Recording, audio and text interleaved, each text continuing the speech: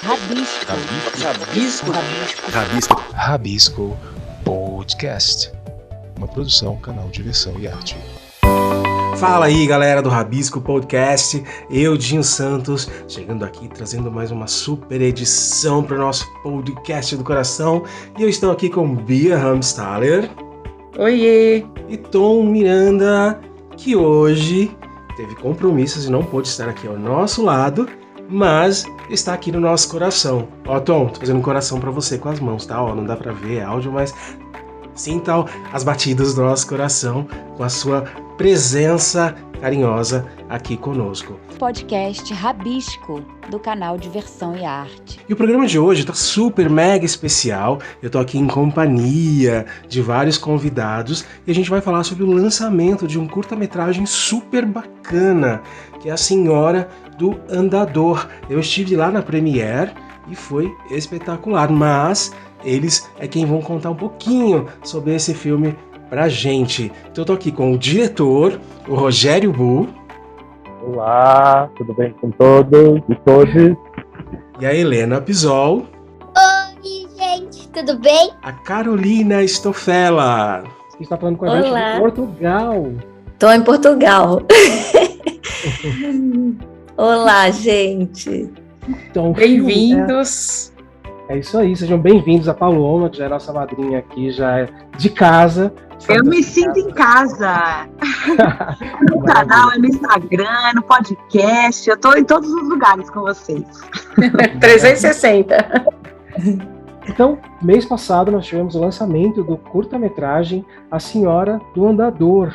Eu queria que o Rogério comentasse um pouquinho pra gente, falasse desse curta, o que é o curta-metragem, qual que é a história que ele traz, como foi esse lançamento, essa produção.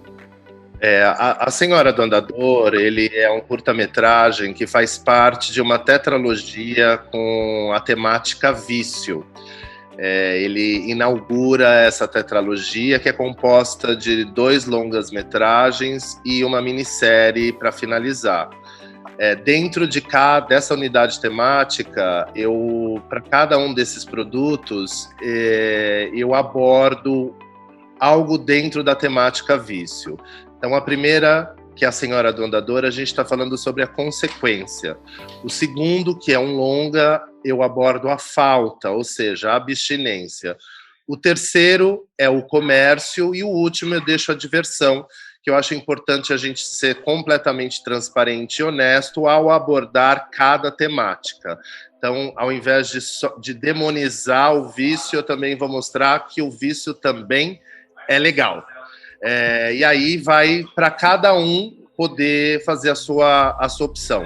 Eu comecei com a consequência, que é justamente para mostrar até que ponto a droga pode levar a pessoa. A gente sabe que pode levar até a morte. E eu queria um filme no início que ele não realmente entregasse a unidade temática dele, né? Então, se a gente for perceber, todo mundo imagina que é um filme de mistério, um filme de suspense, até um thriller psicológico ali, e na verdade é um drama, né? E a gente só vai entender que se trata de um drama no final, quando a gente descobre ali o segredo da Senhora do Andador. Basicamente é isso sobre o filme que eu tenho a dizer, assim, rapidamente. Provocativo, né? Só essa descrição já...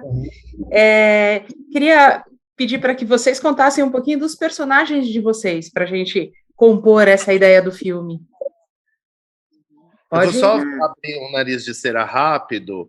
Se vocês perceberem, são 4 atrizes que a gente tem, né? Mas em protagonismo a gente tem 3. A maioria das histórias que uma amiga minha, inclusive, que as meninas conhecem, que é a Juliana, que iria participar do filme, ela falou assim: Rô, ou Bu, você já percebeu que todos as suas protagonistas são mulheres? Eu não tinha me dado conta que, na verdade, eu escrevo para atrizes, muito mais do que para atores.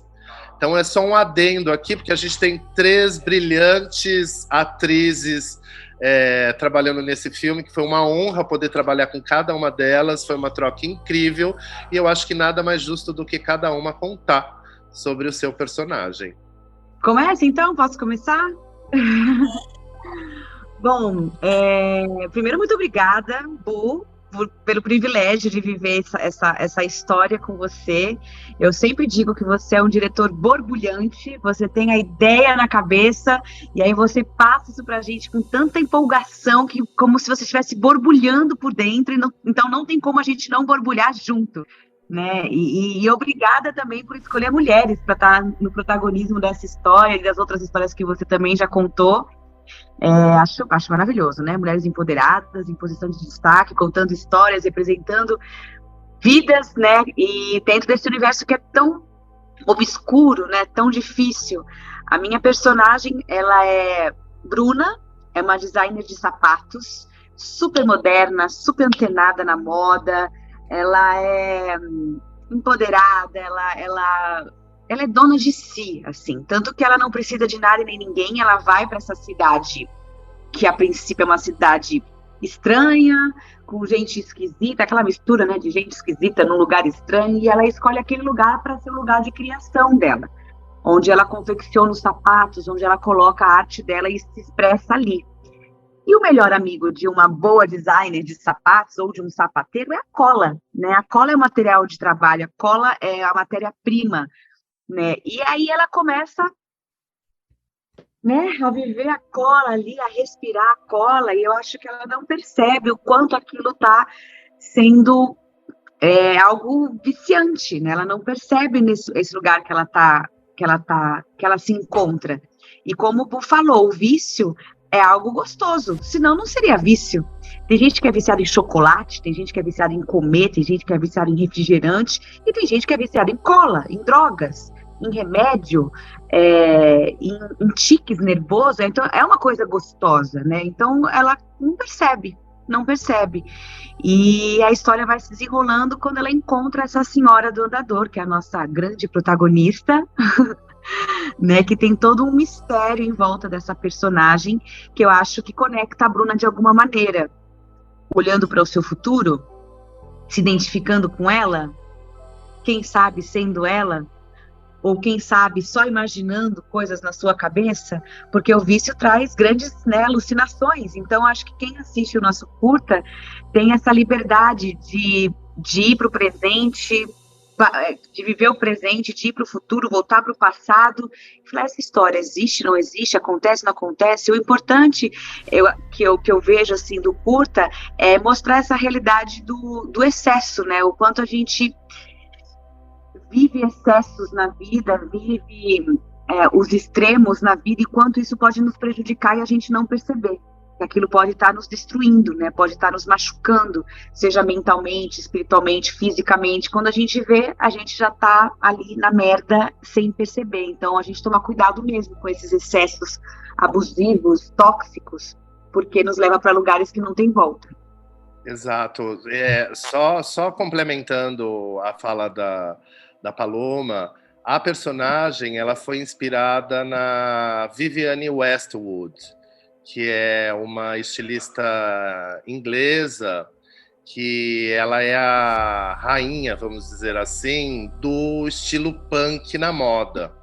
E como a gente está falando de deterioração da matéria, né, por consequência do vício, uma das consequências do vício, a gente trouxe essa camada do punk, porque é o único estilo de moda que retrata e trabalha com a deterioração da matéria. Aí, um detalhe, o personagem da Carolina Stoffela é um personagem à parte, né? Porque não é ela que tá aqui, tá? É uma outra. É um trabalho lindíssimo. Fala um pouquinho pra gente, Carolina. Foi um trabalho muito legal, assim, muito diferente. Quando eu li o roteiro, eu fiquei enlouquecida. Eu falava para o Bu, eu vou fazer, e ele testando a atriz, eu falava, mas eu vou fazer. E foi muito diferente de tudo, né, que eu já fiz. Então, quando você encontra uma personagem assim, você quer pegar, é um desafio muito grande. A caracterização é incrível, mas eu vou falar um pouquinho dela. É uma mulher que ela é misteriosa, ela cheira a cola há muitos anos. Eu posso dizer até que o Boo se inspirou numa mulher que ele conheceu em Londres, depois ele vai falar um pouquinho para vocês.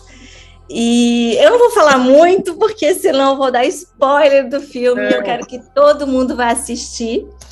E é uma personagem incrível, foram horas de caracterização, foi feito um cuidado enorme, um figurino trabalhado assim minuciosamente, com muitos detalhes.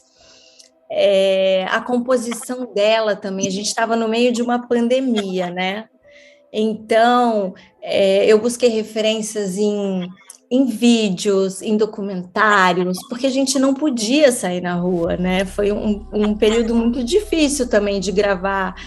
É mais um ponto para essa equipe que foi tão unida e conduzida pelo Bu, que é tão agregador, gente, eu preciso falar isso, ele é muito carinhoso, ele é muito agregador, ele te dá voz, você cria, e ele escuta todo mundo da equipe, e foi incrível, assim, no meio de uma pandemia, numa outra cidade, todo mundo junto, acordando de madrugada, um frio, e todo mundo ali querendo que aquilo acontecesse, sabe, e dando o melhor. E foi maravilhoso. A Senhora do Andador, ela é uma personagem que ela tem dificuldade de locomoção, ela tem problemas de visão forte, tanto que ela entra errado na casa onde ela achava que era dela, ela não enxerga direito. Ela tosse muito, ela tem problemas respiratórios, falta de ar, entre outras consequências que a gente só vai entender por que ela é assim no final. Eu acho que é um pouco isso que eu tenho para falar sobre a personagem, porque aí no final a gente vai entender todo o trauma psicológico e toda a psique desta personagem que eu estou enxergando na matéria dela, né? Então, é um pouco sobre isso que eu vejo a Senhora do Andador. Ela é uma mulher, é uma senhora, é uma velha, visivelmente com a aparência de uma senhora nos seus 60, 70 anos ou até mais, que ela tem todos esses problemas físicos, né? A fala dela tem problema de fala e tudo isso está realmente atrelado a uma única coisa que a gente descobre no final. Essa personagem eu conheci na época que eu morei em Londres. Eu morei de 2000 a 2006. Eu acho que foi em 2003, 2004, mais ou menos. Eu estava entrando na rua de casa, tanto que tem uma cena no filme que esta é a única veracidade mesmo que a gente tem, que é a cena do beco. Quem for assistir vai entender o que é a cena do beco, quando a personagem da Paloma, que é a Bruna, ela tá voltando do supermercado, que era exatamente isso que eu tava de sacolinha na mão, voltando das minhas compras, e eu cruzo com essa mulher num beco, que na verdade era uma garagem, na esquina de casa, na Homerton, na Coopersale Road, que é a rua que eu morava, junto com a Homerton High Street, que é em Hackney, em Londres. Ali eu cruzei com essa mulher e eu me assustei com ela, e rapidamente eu virei a cara, mas eu vi uma mulher velha, e uma mulher velha toda babada, porque a baba dela brilhava, e eu não entendia aquilo. Quando eu entrei e conversei com a minha flatmate, ela, você cruzou com a Senhora do Andador. Que, na verdade, e aí eu descobri tudo e fiquei de queixo caído. Eu falei, não pode ser verdade. E era. E antes e nessa época eu não pensava em fazer cinema. Eu ia ouvindo, eu sempre fui um contador de histórias, eu ia ouvindo as histórias e eu ia guardando, e aí eu tinha amigos da área do cinema e eu virava e falava, eu vou falar para fulano fazer essa história, eu vou falar para ciclano fazer essa história. Até que chegou o momento que eu falei, cara, eu não vou mais falar para ninguém fazer história nenhuma, eu vou fazer essas histórias, eu vou estudar, eu vou me formar para poder contar essas histórias. Essa é uma delas. Que coisa fantástica. Antes de passar para a Helena, eu queria falar uma coisa, nunca senti isso. A gente imagina conforme vocês narram, mas dessa vez, pela narrativa de vocês, juro para vocês, vocês trouxeram até o cheiro desse lugar que vocês estão contando, dessa história que vocês estão contando. Maravilhoso ouvir vocês. Oi! Olá! Oi. Conta pra gente um pouquinho da sua personagem. Tá bom. Então, eu quero agradecer primeiro o Bu por ter me dado esse papel, e esse foi o primeiro filme que eu fiz. E eu tenho que contar um negócio. Quando eu fiz os testes, eu tava com o braço quebrado, porque eu tinha quebrado o braço. E daí, todos os testes com o braço quebrado. E eu consegui passar do mesmo jeito. E também, eu não sei o que eu sou até agora. Eu não sei se eu sou a alma das duas. Eu não sei se eu sou a Bruna quando era criança. Não sei se sou a senhora quando era criança. Não sei se eu sou espírito. Eu não sei o que eu sou. Nem eu sei. Então, você tem que assistir o filme para saber o que eu sou. Para entender, porque nem eu consegui até agora. E também, além de ser meio assustador, eu gostei muito. E tava muito frio lá. Muito frio. E ficou muito legal, porque eu vi o filme. Ficou muito legal. Eu adorei participar. E obrigada. Que fantástica a sua fala. Adorei. Fiquei morrendo de vontade de assistir. A Helena, ela também participou de vários testes com várias atrizes e, independente dela estar com o braço quebrado, a feição dela continua, não estava nada quebrada. E ela foi selecionada justamente por ser extremamente expressiva. O olhar dela. E a personagem dela não tem fala.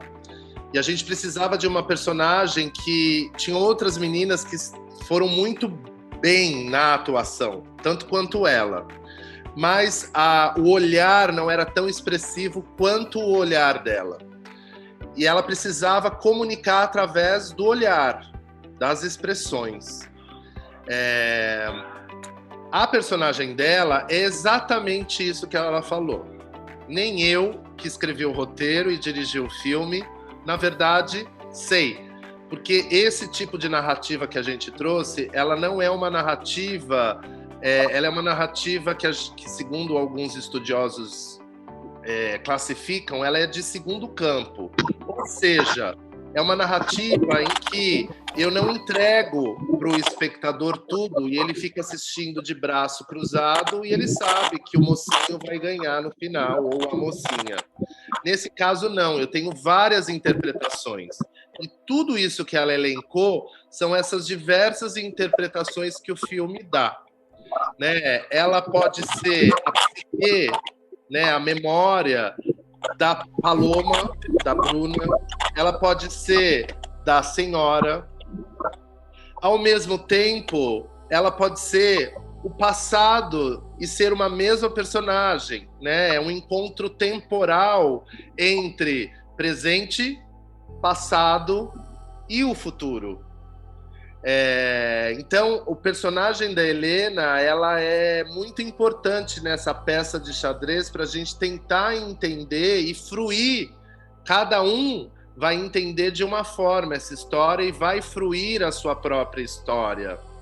Né? E essa personagem ela é fundamental para essa função narrativa de uma fruição da história.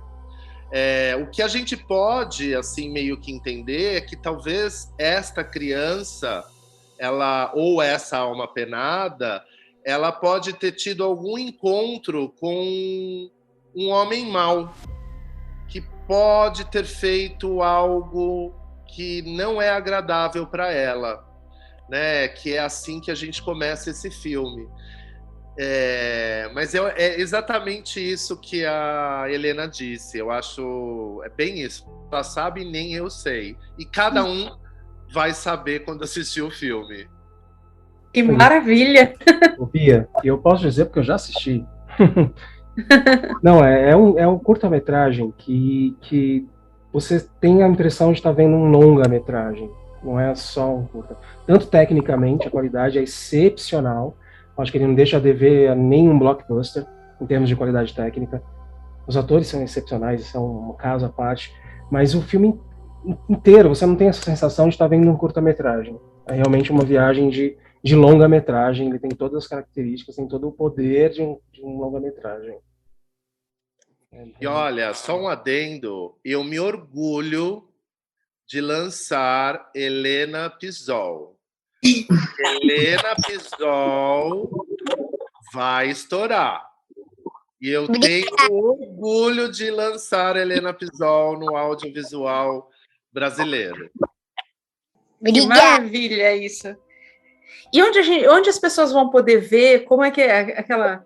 Né, a gente está aqui contando, conta um pouquinho. E aí aproveitar, vou engatar mais uma pergunta e justamente pensar um pouco sobre a produção do cinema no Brasil, a produção do cinema independente. Geralmente, né, isso, a experiência aí de cada um, mas geralmente com uma enorme dificuldade de distribuição, então é importante a gente falar disso, né? E nem se fala com relação aos apoios e aos financiamentos também, né? Então, assim, falando sobre a produção e onde as pessoas podem ver, e quais são os desafios, as conquistas, os embates aí nesse processo. Quem quer começar? O que eu posso dizer, assim, eu me sinto muito honrada de estar junto com esse time, né? O cinema independente. Eu que tenho uma trajetória de publicidade, novela, já fiz alguns longas, série stream, estou fazendo teatro agora, me ver nesse lugar, contando uma história no cinema independente, para mim é uma grande honra, porque são talentos mil, né? O Dinho que assistiu, e ele falou, quando eu assisti, eu falei, caraca, não é vou ali fazer um curta de faculdade para as pessoas que estão começando, que estão conhecendo, estão se experimentando. Não, são pessoas talentosíssimas que estão aí na raça, que estão lutando que já brilham em outros lugares, em outros segmentos, mas que se unindo, poxa, a gente fez um trabalho incrível, né? E acho que o Bu pode falar melhor, mas lá fora esse meio, né, de curta-metragem é muito mais valorizado do que aqui no Brasil. Então, quanto mais assim a gente puder levar à frente, ter a oportunidade de falar sobre o projeto, assim como vocês estão abrindo para a gente agora, né, de levar isso para frente, para que as pessoas possam conhecer mais. A princípio a gente fez uma premiere agora, vai ter outra em julho. Tem os festivais que o Bu também está aí tocando ficha, e fazer isso romper fronteiras, né? Romper todas as fronteiras possíveis, para que a gente possa ter esse reconhecimento de um trabalho que foi feito com muito amor, muito talento, com um assunto pertinente, um assunto que é interessante, com uma questão social muito forte, e que as pessoas podem se identificar, né? E é entretenimento também. Então, por que não nos streamings futuramente? Por que não daqui a pouco de uma maneira mais ampla? Mas acho que o Bu pode falar melhor sobre isso de alguma maneira, e a gente buscar incentivo mesmo, né? A gente está nessa fase de levantar bandeiras para que a cultura possa ter os seus incentivos aí à tona, porque de alguma maneira gera emprego, né? Não é só o diretor e as atrizes, não, tem uma galera por trás. E quanto mais a gente tiver projeto aprovado, com lei de incentivo por trás, mais a gente está gerando emprego com algo que é realmente pertinente, que eu acredito. Arte educa, arte é terapêutica, arte é transformadora. Então, acho que é necessário. Quanto mais a gente fizer, mais... Enfim, quanto mais, melhor. É isso mesmo, a arte transforma. E o objetivo das narrativas, eu até digo, eu venho da publicidade e eu acabei migrando para o audiovisual porque eu o meu propósito de vida eu encontrei que é contar histórias que entretenham e transformem pessoas. Porque no final de tudo, a gente está fazendo em transformar. Fazer com que aquela pessoa assista aquele filme e pense, será que eu vou dar mais um teco de cocaína? Será que eu vou dar mais uma baforada? Será que eu não preciso olhar para dentro de mim para entender qual é o meu grau de viciado? Porque a primeira coisa, isso eu posso falar por conta própria mesmo, e não me envergonho disso, e exponho naturalmente. O primeiro problema que a gente tem é negar o vício. Eu não sou viciado. Estou há 3 semanas já sem usar nada. É um grande engano. Esse é o maior ledo engano, e é aí que a droga ela é nociva, porque a gente acha que está no controle e não está. Até o momento que, de repente, você perdeu o controle e você já não sabe mais o que fazer, mas até um dia atrás você achava que você estava.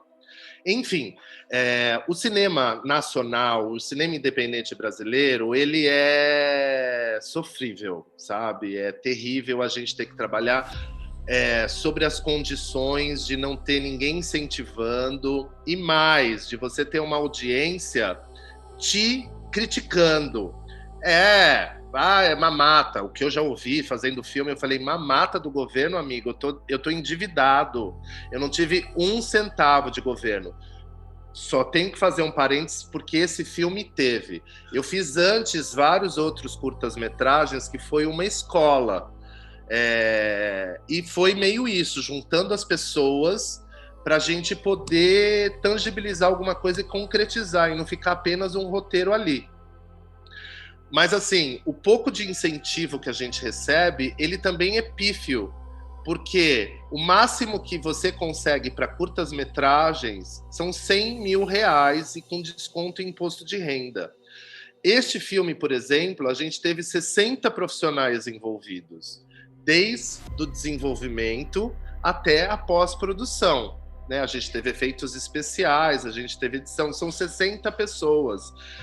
60 pessoas, com a verba que eu recebi, eu não conseguiria produzir o filme. Ou eu pago o filme ou eu produzo ele. E tá errado, né? E eu precisava receber, porque era uma lei emergencial Aldir Blanc.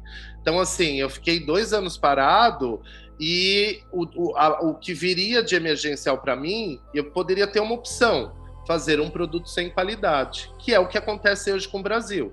Então, eu acho que, assim, a verba pública, eu não sou contra a Lei Rouanet, eu sou totalmente a favor de todos os editais, a arte precisa ser incentivada, mas de uma forma inteligente. Então, assim, R$100 mil, a pessoa precisa sobreviver como artista.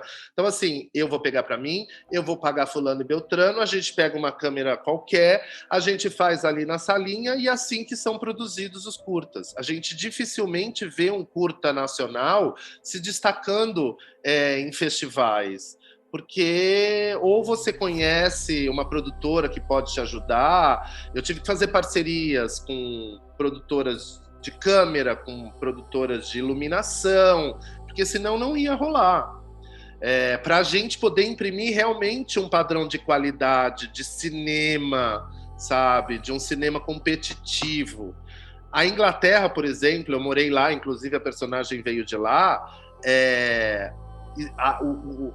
o curta-metragem é a escola do cinema, mas não é visto como faculdade, não, é profissionalizante, né? Então, a loteria inglesa, todo o lucro da loteria inglesa vai para o cinema.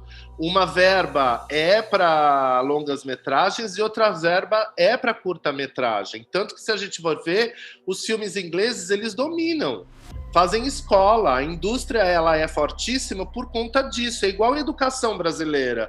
A gente não precisa investir na educação de base? É isso, né? E assim, eu não fiz uma faculdade de cinema, eu fiz comunicação social na FAAP, que tinha cinema, mas eu fui para publicidade. Eu aprendi muito mais botando a mão na massa. né? É ali que a gente vai realmente aprender, né? Você tem a teoria, eu fui por conta própria estudar a teoria, principalmente tanto da escrita quanto da direção, mas a gente só vai aprender nos erros. O erro é o nosso maior professor. Ele é duro, mas ele é o melhor. Então, assim, a gente só vai saber isso treinando, enfiando a mão na massa. E cada um desses filmes, quem assistiu, Dinho assistiu, eu acho que ficou clara a evolução minha enquanto cineasta. Desde o primeiro, os filmes, os 2 primeiros que eu fiz aqui no Brasil, a Espera do Choque com a Grace Janoucas e o Edgar Escandurra, a gente fez, era uma resistência contra o governo do Bolsonaro, porque ele já tinha dito que não ia ter, aí a gente juntou toda a galera e vamos fazer uma resistência a favor do Ministério da Cultura, que hoje é Ministério do Turismo. Como assim? Um país cultural como o nosso, né, que é conhecido mundialmente pela nossa cultura, a gente não tem um Ministério da Cultura. Aquele curta foi por isso.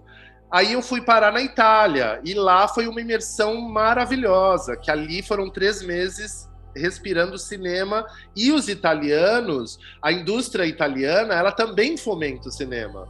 Eu, como estrangeiro, fui lá dividir minha experiência com os italianos, né? Foram 3 meses, tudo pago pelo governo italiano, para eu ficar viajando, escrevendo o filme e exibindo na Praça Central. Então, enquanto ela estava na Praça Central da cidade, enquanto o governo está investindo dinheiro para fomentar e criar novos profissionais, ele também está utilizando uma faca de 2 gumes, levando diversão para toda a população no país inteiro, através dessa experiência, dessa residência de cinema. Então, assim, eu acho que é isso que falta para o Brasil, porque aqui é muito difícil, e mesmo você fazendo por conta própria, você ainda é taxado como comunista mamando nas tetas do governo. É lamentável. Sua fala foi, assim, uma aula necessária e muito, muito interessante. Que é isso, esse olhar, essa fala que vem da experiência, né? Que a gente assiste a isso, a gente se choca com tudo que a gente assiste, né? E é muito interessante esse olhar de quem está ali fazendo, né? E A Senhora do Andador, contando o roteiro, enfim, todos os tratamentos, é um trabalho de 1 ano e meio. Né? A gente está aqui, a estreia foi agora, né? Em maio. Esse roteiro ele começou a ser escrito em setembro de 2019. E ele só ganhou força em novembro de 2020, quando saiu o Lab, que eu falei, eu vou já escrever, etc, etc. Então, imagina todo esse processo. Não é... são 23 minutos no ar, mas 23 minutos no ar, dentro do cinema independente, precisou 1 ano e meio de trabalho, praticamente diário. E aí o filme vai... qual que é a proposta? Vai rodar festivais agora? Qual é a proposta dele de exibição? Carol? Você não quer falar um pouco? É porque eu acho que você sabe tanto, né, dessa parte de produção, mas a gente está aqui, o filme está indo para festivais, a gente está torcendo muito pelo filme, que está indo mundo afora, graças a Deus fazendo o caminho dele, e teremos outra pré-estreia, né, Bu? Já pode falar a data, pode divulgar tudo, será dia 7 de julho, no MIS. Então, a gente está bem feliz, mais uma vez, mais uma oportunidade para as pessoas assistirem, e provavelmente depois dos festivais, né, depois de rodar por aí, estaremos em alguma plataforma, não é isso? Ou estou errada? Essa é a ideia. A gente fez a estreia agora no Centro Cultural São Paulo, o MIS também abriu as portas, gostou do produto, abriram pra gente, vai ser, eu acho que é um número até cabalístico que meio que aconteceu, 7/7 de 22, E além da qualidade de ter uma sala com um telão grande, com sound system bem forte.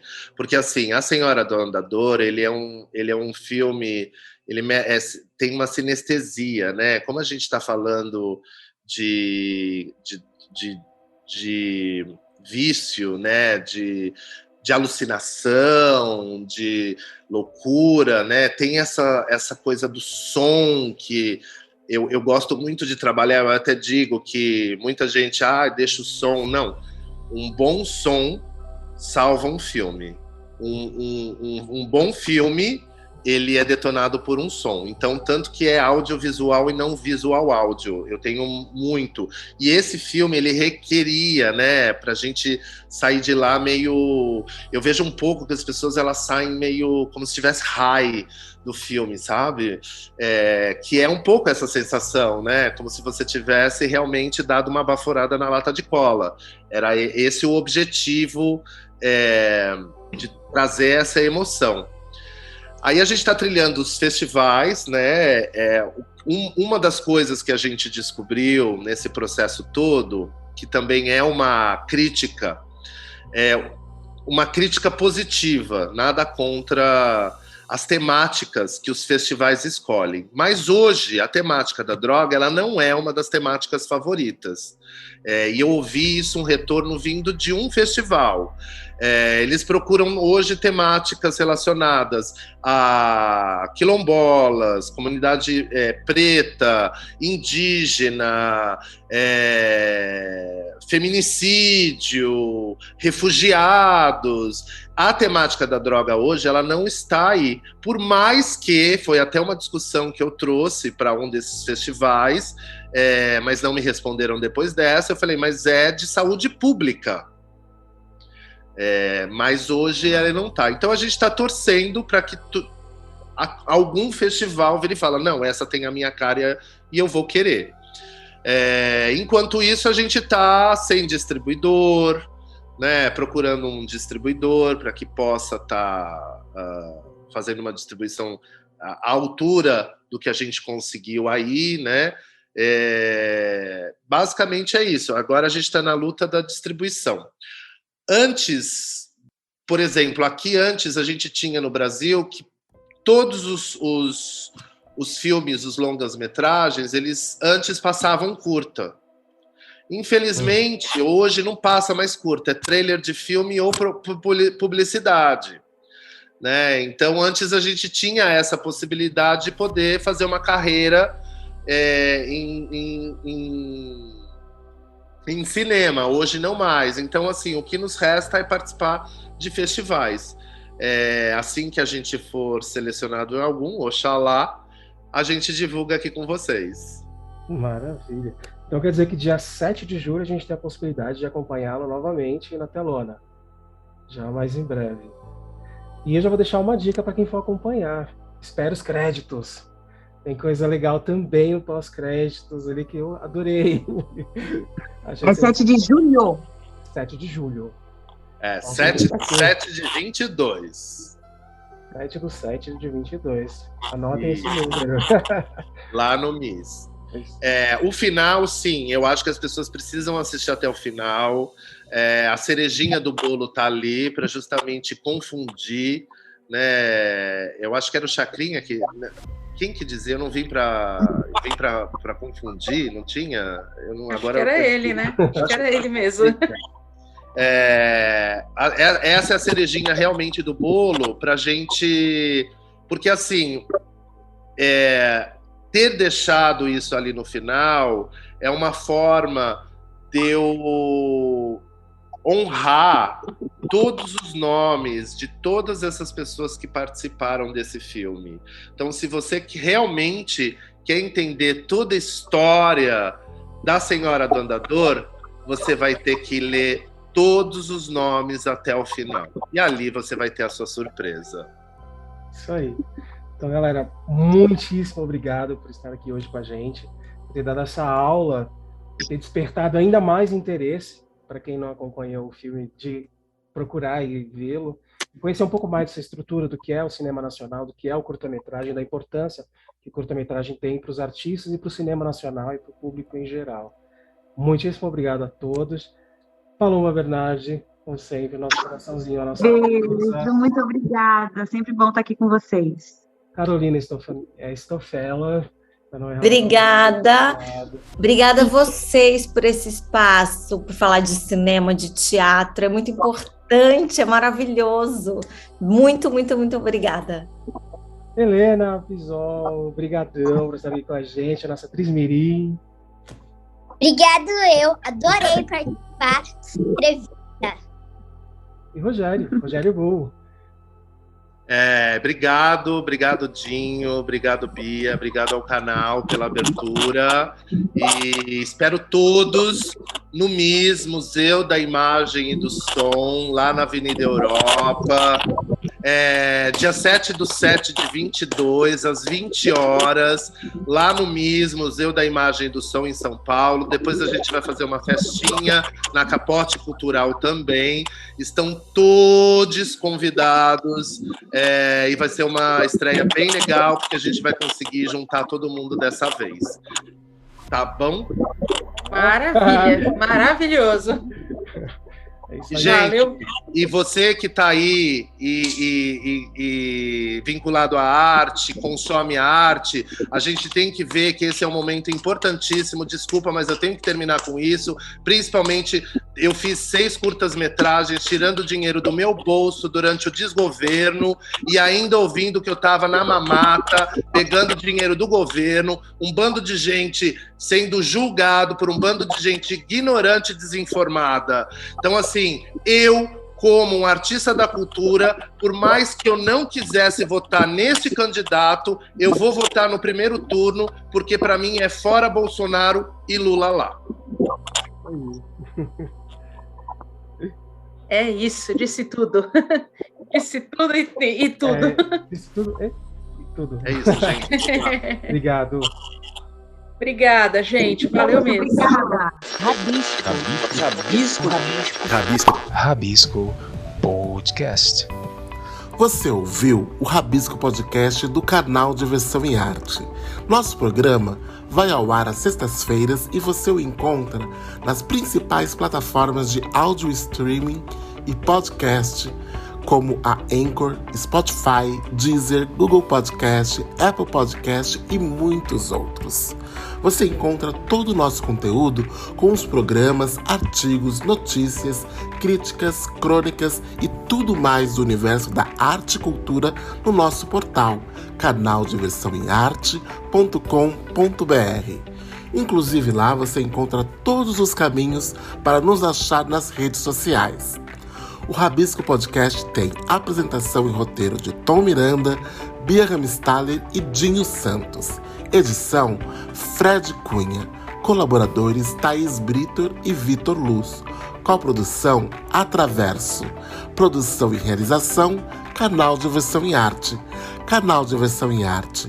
Arte e cultura em multiplataformas. Você interessado em cultura, arte, diversão? Ouça o podcast Rabisco, do canal Diversão e Arte.